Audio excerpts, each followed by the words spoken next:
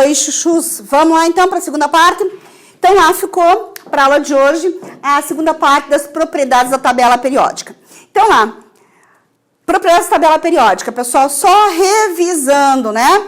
Na aula passada a gente trabalhou com raio atômico para a esquerda inferior e trabalhou com potencial de ionização direita superior. Não esqueça que potencial de ionização é aquela energia necessária para retirar o elétron de um átomo neutro no estado gasoso.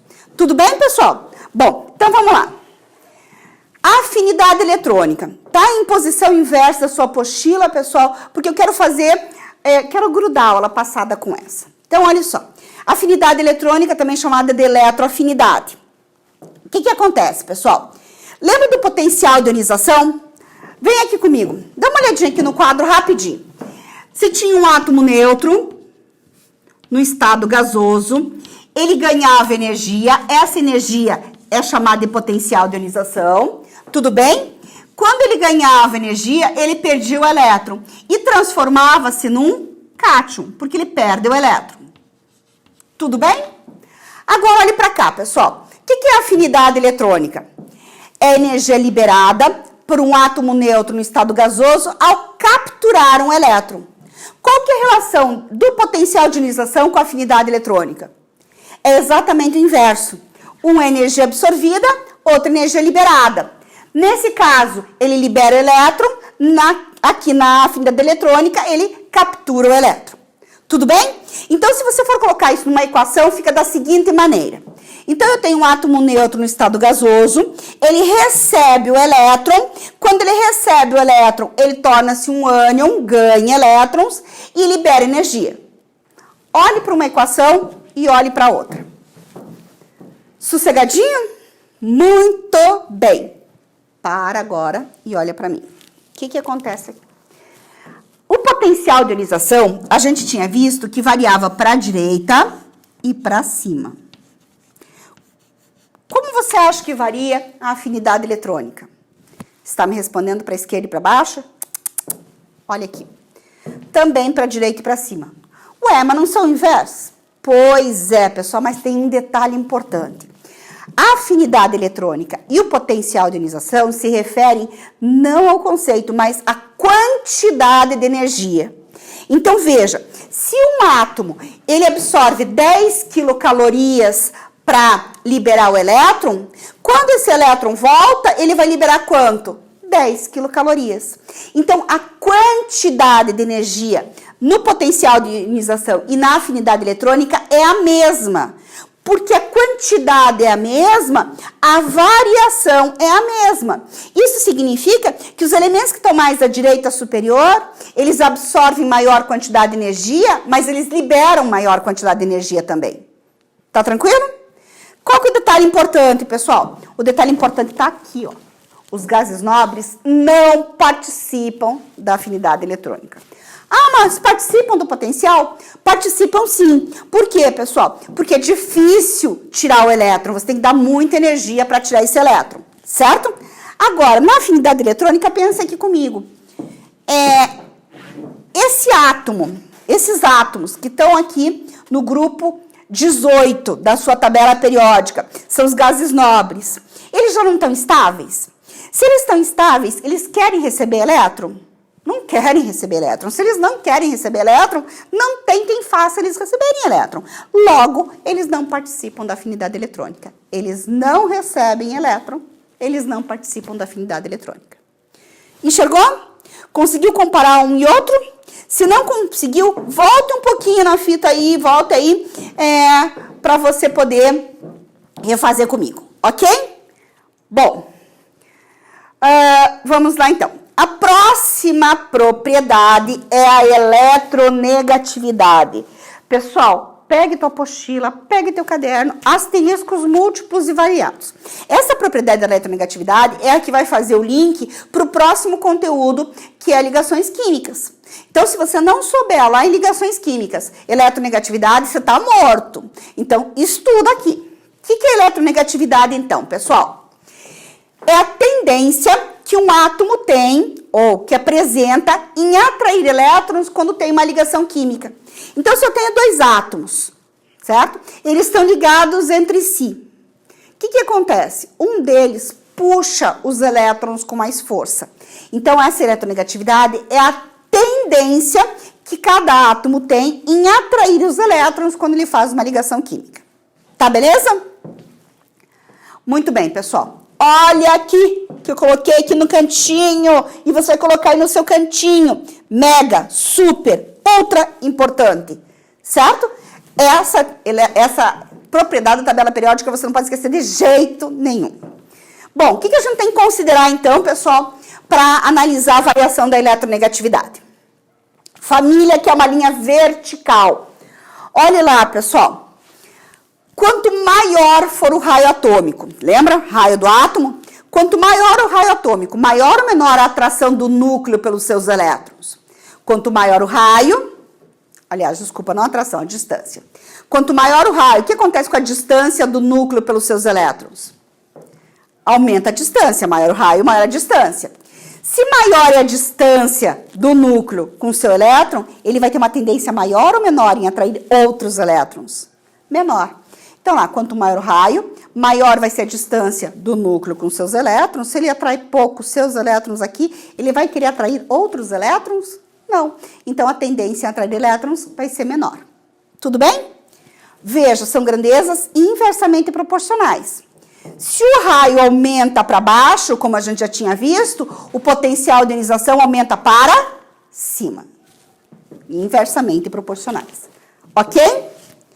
Período, que é uma linha horizontal. Pessoal, agora olha na tua tabela lá. Número de elétrons na última camada, tá vendo aí? Numa mesma linha horizontal. Olha lá, quem está no grupo 1A, grupo 1, tem um elétron na última camada.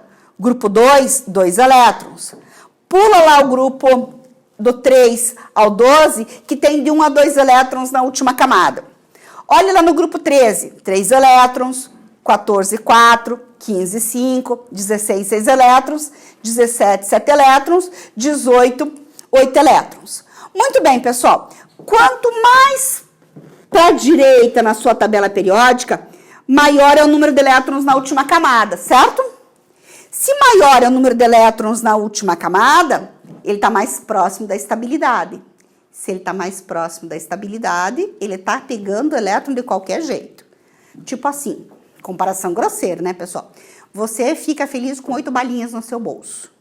Se você tá lá, e daí você pode terminar essa aula se você tiver 8 balinhas no seu bolso, por exemplo. Se você tiver 2 balinhas, vai demorar um tanto para procurar mais 6 balinhas, certo? Agora, se você tiver 7 balinhas no seu bolso, você não tá desesperado para pegar a tua última balinha e sair? É isso. Então, quem estiver mais próximo da estabilidade, tá louco para receber esse elétron para se estabilizar de uma vez. Por isso, maior é a tendência em receber esse elétron. Conseguiu comparar? Enxergou?